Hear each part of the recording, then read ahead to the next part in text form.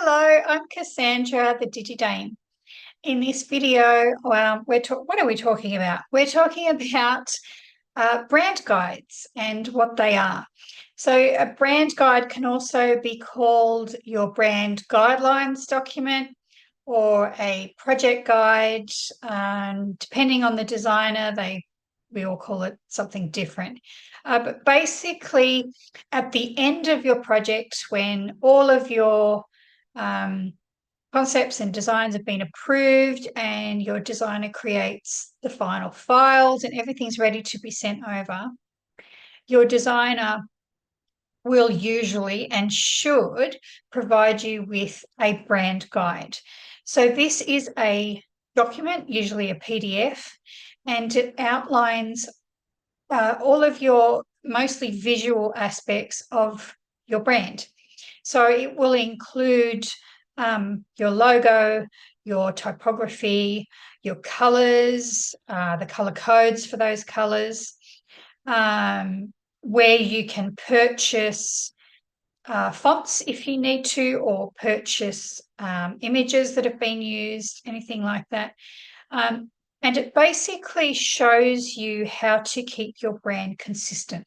So brand consistency is really important to build brand awareness and to keep things consistent for your clients to feel safe and feel that they know, like, and trust you.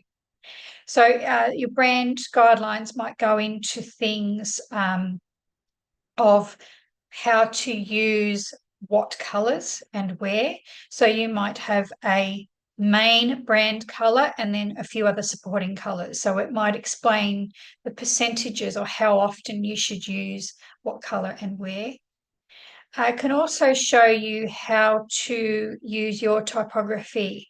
So how to not space it out too much, how to not stretch it, your hierarchy in your typography. So which font is used for headlines and which font is used for paragraphs, things like that. It can also go into your logo and graphics, so the variations of each logo and where it's best to use them. So if your designer's given you a logo suite, which includes different types of logos in different shapes, so you might have a horizontal one for your website, your brand guidelines will show you how to use that and where. Other logos like icons and monograms, things like that, it details where to use these different logo variations and how to use them. It goes into file types, how to know what the best file is for a website or the best file for print.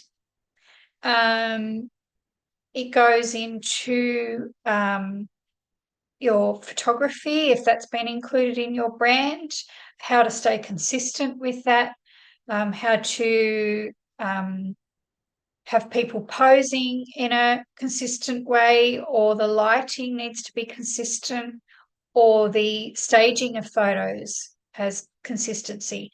So it's basically a brand guardianship document that shows you how to keep your brand looking consistent so you don't become confused on what you should and shouldn't do, and you don't go off the rails a little bit once you've had this beautiful brand designed for you, and then you could go muck it up by putting the wrong thing on your socials or on your website.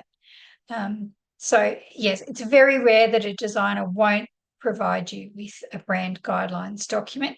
And if you get one and you don't know what it's for, hopefully this video has helped to explain that. Just another thing as well, your brand guidelines document is really good to give to other people who look after your brand.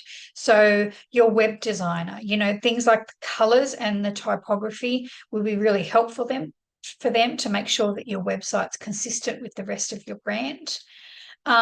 Also people who, for argument's sake, your printer who is printing your business cards or something, knowing the right colors can help them to keep your brand consistent throughout, so it looks the same everywhere. So when in any way that your customer finds you and sees you, whether it's your business card, whether it's a brochure or a poster or an ad on Facebook. It's always going to look consistent and it builds brand awareness.